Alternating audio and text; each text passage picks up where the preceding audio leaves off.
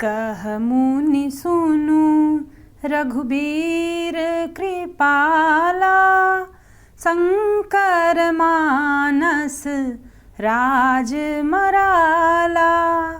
जात रहेउ बिरंची के धामा, सुनेउ श्रवण बन एहि रामा। चितवत पंथ रहेउ दिन राति, अब प्रभु देखी जुड़ानी छाती। नाथ सकल साधन मैं हीना, कीन्ही कृपा जानि जन दीना। सो कछु देव न मोहि निहोरा, निज पन राखेउ जन मन चोरा। तब लगी रहूं दीन हित लागी, जब लगी मिलाऊं तुम्हि तनु त्यागी। जोग यज्ञ जप तप व्रत कीन्हा, प्रभु कह देई भगति बर लीन्हा। एहि विधि सर रचि मुनि सर भंगा, बैठे हृदय छाड़ी सब संगा। राम नाम मन दीप धरु, जीह दे हरि द्वार। तुलसी भीतर बाहरऊ, जो चाहसि उजियार। सीता अनुज समेत प्रभु, नील जलद तनु श्याम। मम हिय बसहु निरंतर, सगुन रूप श्री राम। अस कहि जोग अगिन तनु जारा, राम कृपा बैकुंठ सिधारा।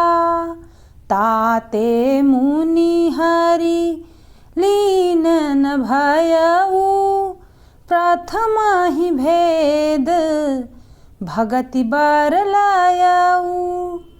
ऋषि निकाय मुनि बर गति देखी, सुखी भय निज हृदय विशेषी। स्तुति करहि सकल मुनि वृंदा, जयति प्रणत हित करुणा कंदा। पुनि रघुनाथ चले बन आगे, मुनि बर वृंद विपुल संग लागे। अस्थि समूह देखि रघुराया, पूछी मुनि लागी अति दाया। जानत हूँ पूछी कस स्वामी, सब दर्शी तुम अंतर जामी। निशिचर निकर सकल मुनि खाए, सुनि रघुबीर नयन जल छाए। निशिचरहीन करऊ मही, भुज उठाई पन कीन्ह। सकल मुनिन के आश्रम ही, जाई जाई सुख दीन। प्रभु जब चित्रकूट से दूसरे वन को गमन करते हैं तो विराध नामक राक्षस मिला, जिसको प्रभु श्री राम ने मार डाला। प्रभु श्री राम के हाथ से मरते ही तुरंत वह दिव्य रूप प्राप्त कर लिया। प्रभु श्री राम, लक्ष्मण और माता सीता मुनि शरभंग जी के पास गए।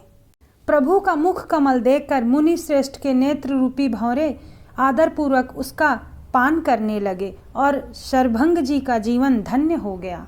मुनि ने कहा कि हे कृपालु, हे शंकर जी के मन रूपी मानसरोवर के राजहंस, सुनिए, मैं ब्रह्मलोक को जा रहा हूँ। कानों से सुना कि श्री राम जी वन आएंगे, तब से मैं दिन रात प्रभु आपकी राह देखता रहा हूँ।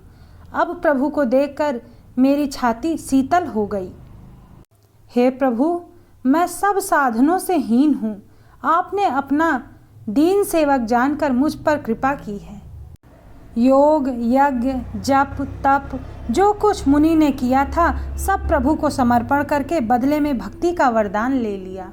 प्रभु से दुर्लभ भक्ति का वरदान प्राप्त कर चिता रचकर मुनि शरभंग जी हृदय से सब आसक्ति छोड़कर उस पर जा बैठे और विनती करने लगे कि हे नीले मेघ के समान श्याम शरीर वाले सगुण रूप श्री राम जी, सीता जी, भाई लक्ष्मण सहित प्रभु आप निरंतर मेरे हृदय में निवास कीजिए। ऐसा कहकर शरभंग जी ने योगाग्नि से अपने शरीर को जला डाला। प्रभु श्री राम की कृपा से वे बैकुंठ धाम को चले गए।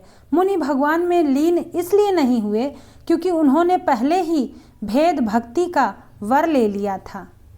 ऋषि समूह मुनि श्रेष्ठ शरभंग जी का दुर्लभ गति देखकर विशेष रूप से सुखी हुए।